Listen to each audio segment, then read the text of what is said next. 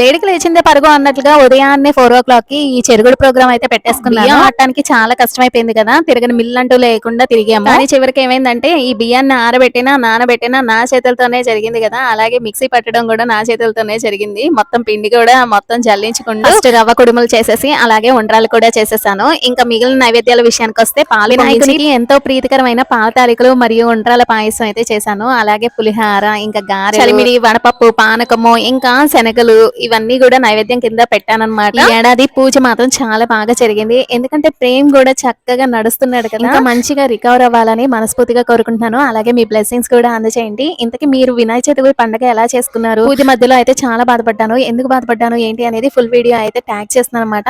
ఎవరికైనా ఇంట్రెస్ట్ ఉన్న వాళ్ళు చూడాలనుకుంటే చూడొచ్చు. చాలా రోజుల తర్వాత లాంగ్ వీడియో అయితే పోస్ట్ చేశాను. చాలా బాగుంటుంది వీడియో, తప్పకుండా చూడండి. వీడియో నచ్చితే కనుక చిన్న లైక్ ఇవ్వడం మాత్రం మర్చిపోవద్దు. కాస్త సబ్స్క్రైబ్ చేసుకొని వెళ్ళండి. Thank you.